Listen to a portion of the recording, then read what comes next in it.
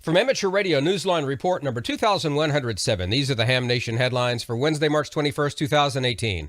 The Federal Communications Commission has raised concerns about 4 small experimental satellites that were sent into space from India on January 12th.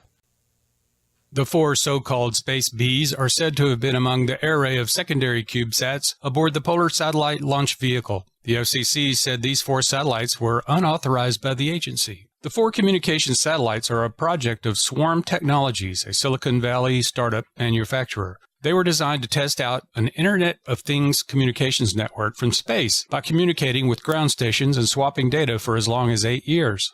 Swarm's application to operate them from space, however, was rejected by the FCC in December, with the agency citing concerns about their possible collision with other craft in space. The FCC noted that the miniature nature of the SpaceBees technology would make them difficult to track to prevent such collisions. In an apparent move against the company, the FCC has since revoked permission it previously gave Swarm for its next 4 satellites, according to a CNBC report. Those satellites were to have been launched just in a few weeks in April. For Amateur Radio Newsline, I'm Kevin Trotman, N5PRE. With springtime and warmer weather right around the corner, it's time to reverse some of the wear winter has brought to antennas and towers, and a perfect time for a refresher in tower safety.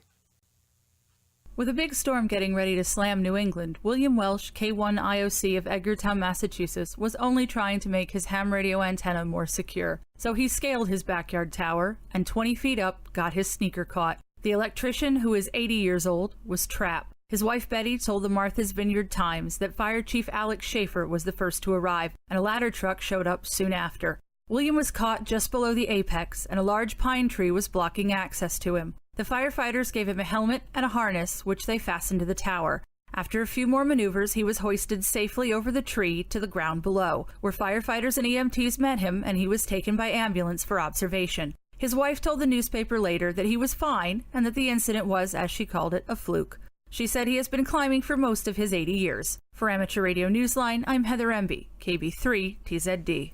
Amateur Radio just landed in another popular TV show. Sure, ham radio can save lives, but that apparently doesn't count if you're a zombie.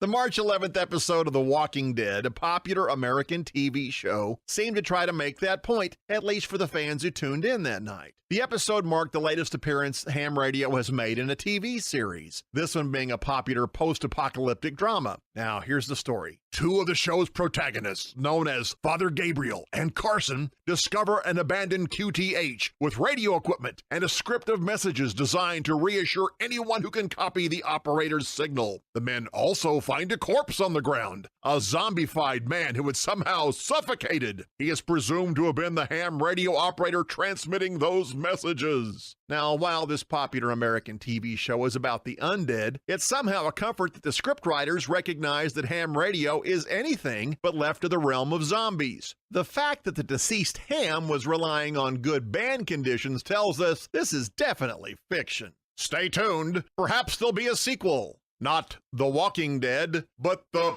Push to Talking Dead. For Amateur Radio Newsline, I'm the non-zombified Mike Askins, KE5CXP.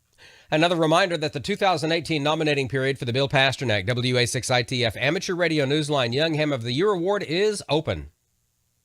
You'll find full information and the nominating form on our website, www.arnewsline.org. Just look at the top under the YHOTY tab.